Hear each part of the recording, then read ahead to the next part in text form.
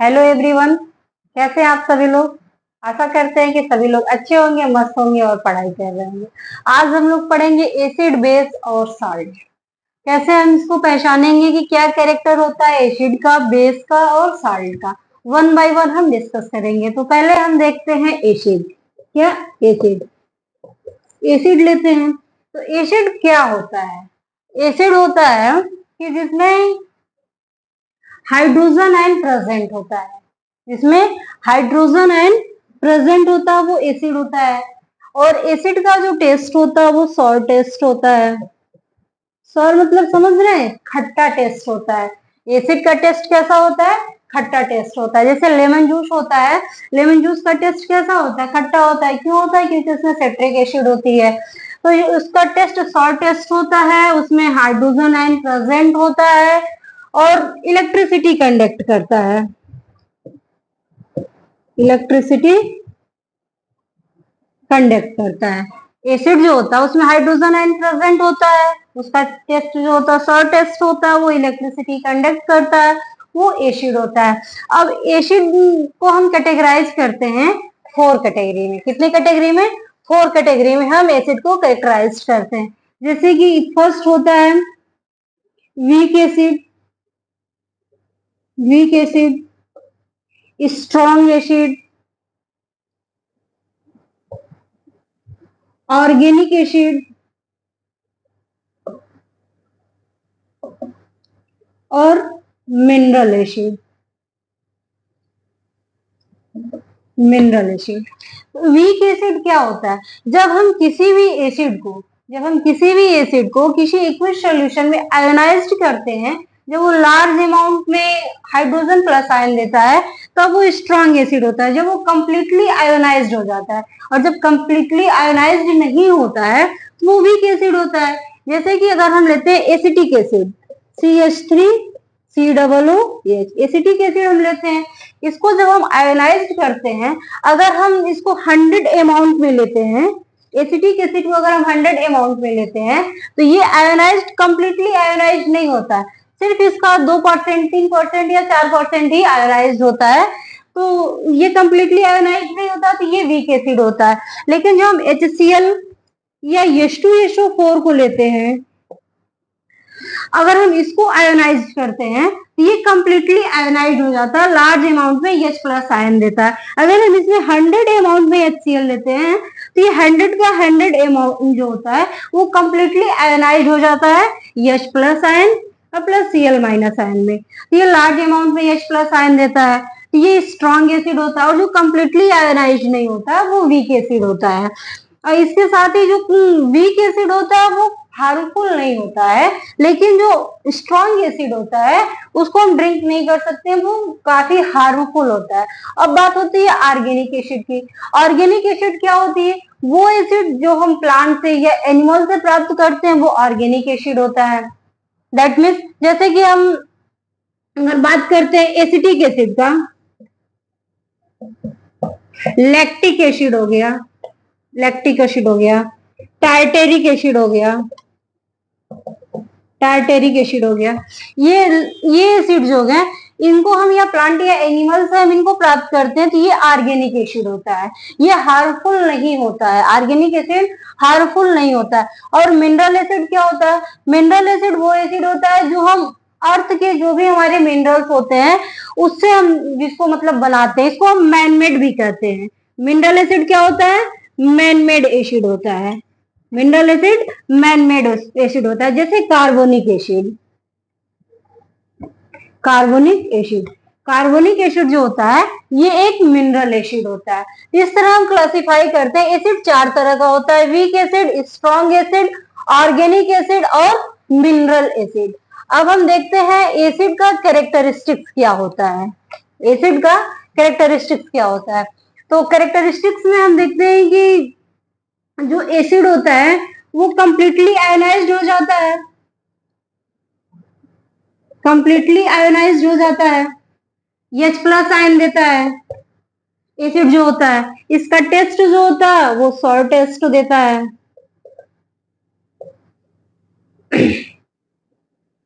और ये जो लिटमस का कलर होता है उसको रेड कलर कर देता है। अगर मान लीजिए लिटमस क्या होता है, लिटमस एक इंडिकेटर होता है। पहले हम बात कर लेते हैं इंडिकेटर। इंडिकेटर क्या होता है? इंडिकेटर वो होता है, वो सोल्यूशन होता है, सबस्टेंस होता है जिससे हम टेस्ट करते हैं कि दिया गया सोल्यूशन जो है वो एसिड है कि बेस है। वो हम इंडिकेटर से उसको आइडेंटिफाई करते हैं।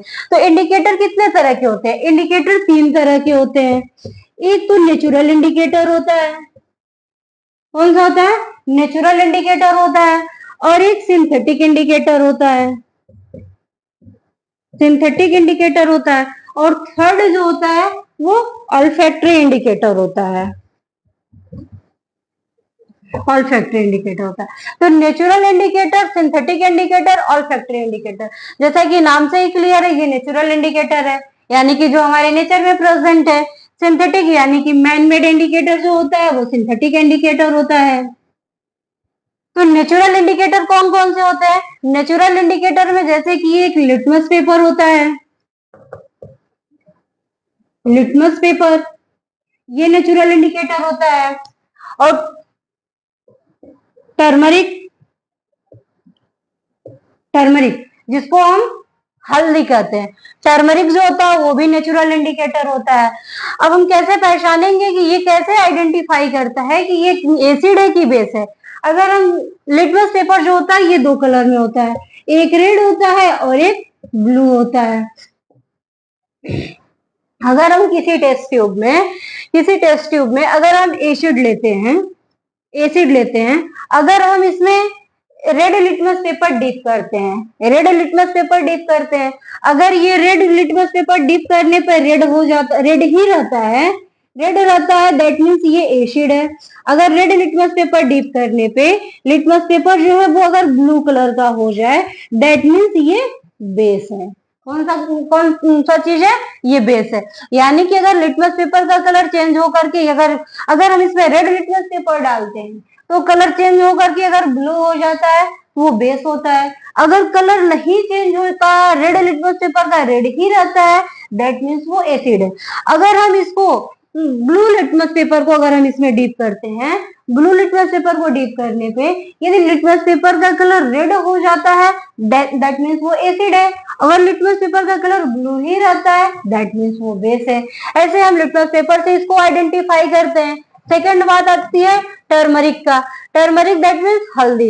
यदि मान लीजिए कि हम कोई एसिड लिए हुए हैं, एसिड, या ऐसे समझ लीजिए अगर हम कोई व्हाइट कलर का शर्ट पहने हुए हैं, कोई भी व्हाइट कलर का क्लोथ है, अगर उस पर थोड़ा सा करी गिर जाता है तो उस पर कलर येलो हो जाता है। उसको जब हम वॉश करने के लिए उसको डिटर्जेंट में डिप करते हैं तो जहां पे वो गिरा रहता है उसका कलर जो होता है वो रेडिश ब्राउन हो जाता है। ऐसा क्यों होता है? क्योंकि जो डिटर्जेंट होता है वो बेसिक नेचर का होता है, इसलिए उसका कलर क्या होता है? रेडिश ब्राउन हो जाता है। इसके बाद से दोबारा से अगर हम इस पे लेमन जूस डालते हैं, लेमन जूस दैट मीन्स कहा जाए तो सिट्रिक एसिड अगर हम इस पे डालते हैं, अगर हम इस पे दोबारा से एसिड डालते हैं तो जो रेडिश ब्राउन हुआ है वो कलर फिर से हमारा येलो आ जाता है। कौन सा कलर हो जाता है? येलो आ जाता है। दैट मीन्स टर्मरिक एसिड जो होता है वो एसिड में, टर्मरिक जो होता है वो एसिड में येलो कलर देता है और बेस में रेडिश ब्राउन कलर देता है। सेकंड बात आती है सिंथेटिक या मैनमेड इंडिकेटर। सिंथेटिक इंडिकेटर या मैनमेड इंडिकेटर क्या होता है? 2 होता है। एक तो मिथिल ऑरेंज होता है, मिथिल ऑरेंज होता है, और एक फिनोप्थिलीन होता है। एक मिथिल ऑरेंज होता है और एक फिनोप्थिलीन होता है। अगर हम किसी भी टेस्ट ट्यूब में या थोड़ा सा मतलब सोल्यूशन लेते हैं, हमें ये आइडेंटिफाई नहीं है वो एसिड है कि बेस है, आइडेंटिफाई नहीं है वो एसिड है कि बेस है। अगर हम उसमें मिथिल ऑरेंज ड्रॉप वाइज डालते हैं ये तो उसके कलर में चेंज हो जाता है। कलर में चेंज कैसे होगा? या तो वो रेड हो जाएगा या तो येलो रहेगा। 2 कलर देता है, रेड और येलो। अगर वो रेड कलर देता है तो वो एसिड होगा, अगर येलो कलर देता है तो बेस होगा। और फिनोप्थिलीन जो रहता है वो अगर एसिड बेस में, ये अगर एसिड है तो ये कलरलेस हो जाएगा, और बेस है तो ये रेड कलर देगा फिनोप्थिलीन में। इस तरह से हम आइडेंटिफाई करते हैं कि वो एसिड है कि बेस है।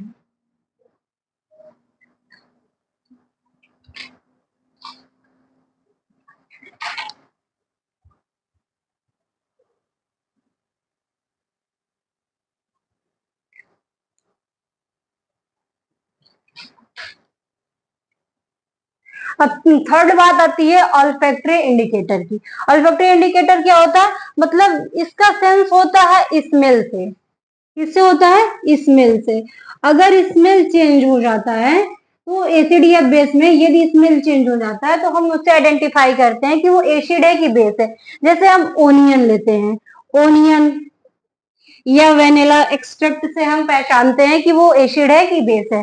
तो अगर हम एसिड में उसको डीप करते हैं, एसिड में अगर हम इसको डीप करते हैं तो जो इसका कलर होता है ओनियन का वो चेंज नहीं होता है, सेम टू सेम जो उसका कलर रहेगा वही कलर रहेगा। लेकिन जब हम इसको बेस में डीप कर देते हैं तो इसका जो स्मेल, सॉरी, जो इसका स्मेल रहता है वो चेंज हो जाता है।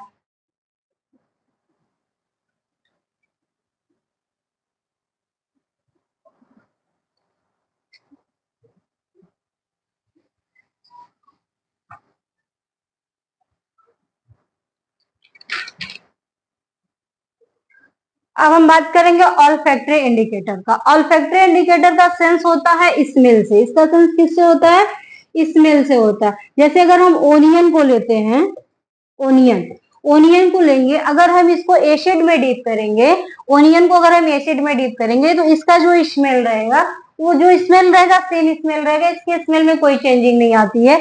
लेकिन जब हम इसको बेस में डीप करते हैं तो इसका जो स्मेल होता है वो चेंज हो जाता है, ये स्मेल लेस हो जाता है। तो इस तरह से हम आइडेंटिफाई करेंगे कि वो एसिड है कि बेस है। इसके बाद अब हम बात करते हैं एसिड का। ये तो हमने पहचान लिया ना कि एसिड क्या होता है और एसिड कैसे पहचानते हैं और बेस कैसे पहचानते हैं। अब जब हम पहचान लिए कि एसिड और बेस होता क्या है तो हम एसिड के कैरेक्टर के बारे में जानेंगे वन बाय वन। तो इससे हमको फर्स्ट ऑफ ऑल ये हमको आइडेंटिफाई हुआ कि जो एसिड होता है उसमें हाइड्रोजन आयन प्रेजेंट होता है। क्या होता है, उसमें हाइड्रोजन आयन प्रेजेंट होता है एसिड में। सेकेंड क्या होता है, जो एसिड होता है वो लिटमस पेपर को रेड कर देता है, रेड कलर का इसका लिटमस पेपर को रेड कलर कर देता है एसिड। थर्ड क्या होता है, इसका जो टेस्ट होता है वो शॉर्ट टेस्ट देता है। फोर्थ क्या होता है, ये इलेक्ट्रिसिटी कंडक्ट करता है।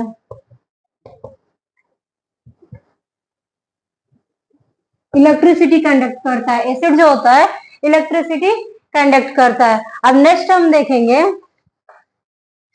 कि जब हम एसिड को मेटल से रिएक्ट कराते हैं तो क्या होता है। Acid react with metal. जब हम एसिड को मेटल से रिएक्ट कराते हैं तो क्या होता है, एसिड प्लस मेटल ये रिएक्शन करके साल्ट का फॉर्मेशन करेगा और हाइड्रोजन गैस इवॉल्व होगा। कैसे, जैसे कि हम एसिड में लेते हैं H2SO4 का एक्वा सॉल्यूशन लेते हैं, फिर हम मेटल में जिंक मेटल ले लेते हैं। जब हम इसका रिएक्शन कराते हैं तो ZnSO4 जिंक सल्फेट का एक्वा सॉल्यूशन हमें मिलता है और हाइड्रोजन गैस इवॉल्व होता है। ठीक, एसिड जब मेटल से रिएक्ट करता है, एसिड जब मेटल से रिएक्ट करता है तो साल्ट का फॉर्मेशन करता है और हाइड्रोजन गैस इवॉल्व होता है। इसीलिए हम ये कहा जाता है, मतलब ऐसा होता भी है कि कोई भी एसिड, यानी कि कोई भी ऐसा जैसे कि मान लीजिए कर्ड हो गया, कर्ड हो गया, या कोई ऐसा फूड स्टफ जिसमें कि मान लीजिए एसिड हो, या कोई भी ऐसा खट्टा पदार्थ जिसमें एसिड हो, उसको किसी भी हम मेटल के वेसल्स में रखकर नहीं यूज करते हैं। मेटल के वेसल्स में अगर हम उसको रख के यूज करेंगे तो वो मेटल ऑक्साइड, मेटल साल्ट का फॉर्मेशन कर देता है। साल्ट जो होता है वो पॉइजनस हो जाता है। जो साल्ट होता है, मेटल साल्ट का फॉर्मेशन करता है, वो पॉइजनस होता है, इस फूड पॉइजनिंग हो जाती है। इसलिए किसी भी एसिड को या किसी भी खट्टे चीज को हम किसी भी मेटल के यूटेंसिल में रख के यूज नहीं करते हैं। अब हम नेक्स्ट देखेंगे एसिड का रिएक्शन। एसिड रिएक्ट विथ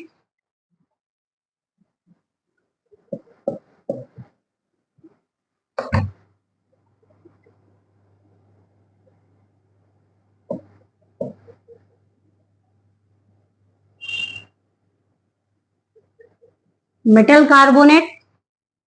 तो मेटल कार्बोनेट से भी ये जब रिएक्शन करता है, तो जैसे कि मान लीजिए एसिड है और मेटल कार्बोनेट से जब ये रिएक्शन करेगा, मेटल कार्बोनेट से रिएक्शन करेगा, तो ये साल्ट का फॉर्मेशन करेगा। क्या करेगा? साल्ट का फॉर्मेशन करेगा। कार्बन डाइऑक्साइड गैस इवॉल्व होगा और वाटर होगा। जैसे कि हम एग्जांपल से देखते हैं, एसिड, अगर हम कोई भी एसिड ले लेते हैं, जैसे कि हम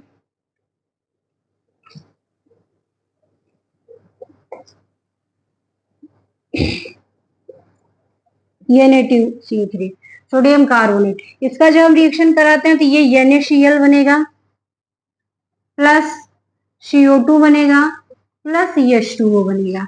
यहाँ पे ये साल्ट का फॉर्मेशन करता है। अब इसको बैलेंस कर देंगे, ये रिएक्शन बैलेंस हो जाएगा।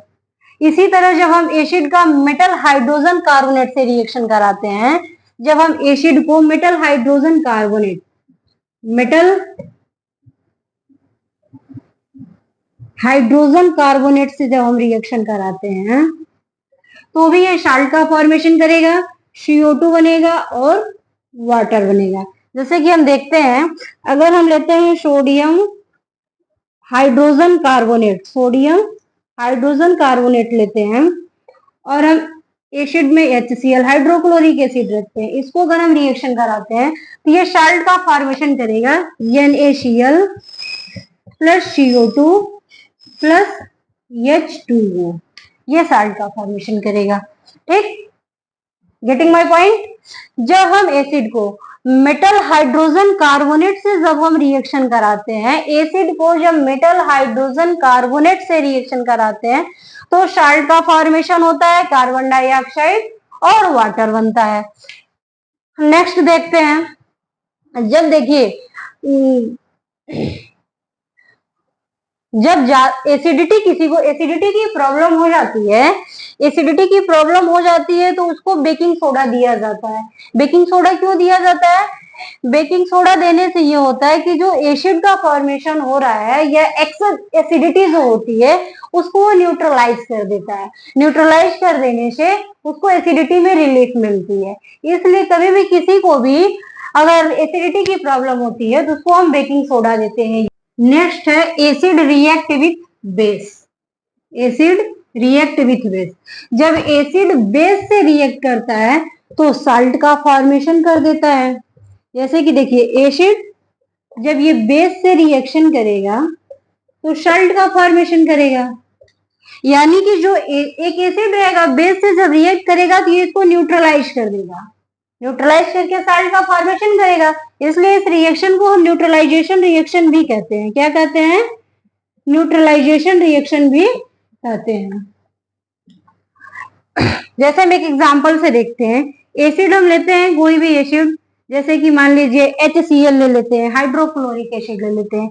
बेस ले लेते हैं सोडियम हाइड्रोक्साइड, ये NaOH, सोडियम हाइड्रोक्साइड ले लेते हैं। इसका जो हम रिएक्शन कराते हैं तो ये साल्ट का फॉर्मेशन होगा प्लस वाटर का फॉर्मेशन होगा, यानी कि ये एसिड है और ये बेस है। ये रिएक्शन करके बेस एसिड को न्यूट्रलाइज कर देता है, इसको न्यूट्रलाइजेशन रिएक्शन भी कहते हैं, और ये साल्ट का फॉर्मेशन करता है। इस तरह से ये एसिड के कैरेक्टर होते हैं। अब हम बेस को नेक्स्ट क्लास में पढ़ेंगे।